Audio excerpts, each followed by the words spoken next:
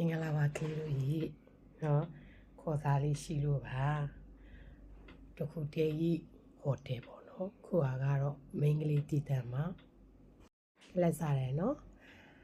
ဖိုက်တွေကလေဒီ2လပိုင်း2ရက်နေ့မှာဖွင့်မယ်နော်ဖိုက်ရှိတယ်စတောက်ကုန်ရှိမယ်နော်9ရက်နေ့မှာဆိုအန်တရီရှိမယ်16ရက်နေ့မှာဆိုရင်အန်တရီရှိမယ်စတောက်ကုန်ရှိမယ်စတောက်ကုန်ဒီလာတဲ့2တန်းအန်ဖိုးလည်း2တန်းအန်တရီလည်း2တန်းနော်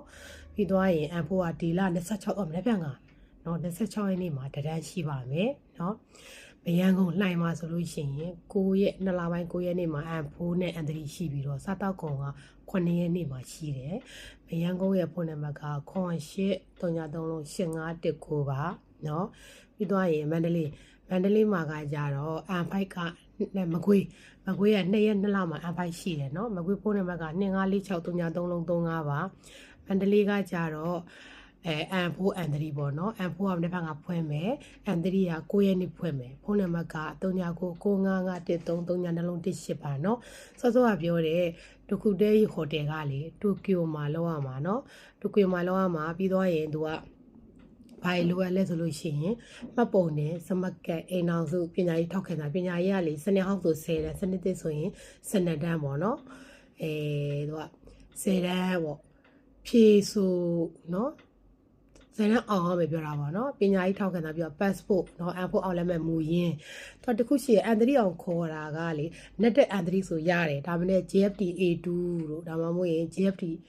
အန်ဖို့ရှိမှအဆင်ပြေမယ်နော်အဲ့ဒါလေးရှိထားတယ်ဆိုလို့ရှိရင်အမတ်125တကောင်း8လန်9ရက်ကွက်တောက်ကလာကိုလူကိုယ်တိုင်လာရှောက်လို့ရပါတယ်နော်တခုတည်းဟိုတယ်နော်ဟိုရက်ခခေါ်တဲ့တခုတည်းကြီးစောက်လို့ရေးကလေအန်ဖိုးအောင်တဲ့ယောက်ျားလေးတွေသူကအသက်ကိုသူကဟို30အောက်ပေါ့နော်30အောက်ဆိုပိုကောင်းမယ်ထင်တယ်တဲ့နော်အဲ့တော့30အောက်ဒါပေမဲ့ချိုနှုတယ်ဆိုရင်လည်းရပါတယ်35တိခေါ်ပြီးလို့ရတာပေါ့နော်အကျဉ်းဆုံးအင်တာဗျူးအောင်ပြီးဆိုခံမှ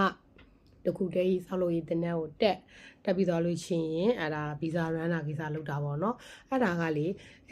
တခုတည်းဆိုတာသိတဲ့အတိုင်းပဲနော်ဟိုတနေ့လောက်ပြီးသွားလို့ရှိရင်ဒီလို့ကိုမကြိုက်ဘူးဆိုတခြားလို့ပြောလို့ရရယ်နော်ဒါနဲ့ဂျပန်ရဲ့ဆောက်လို့ရေးရလဲအရန်ကိုဟိုလိုပြောတင်ယူစရာကောင်းတဲ့ဟို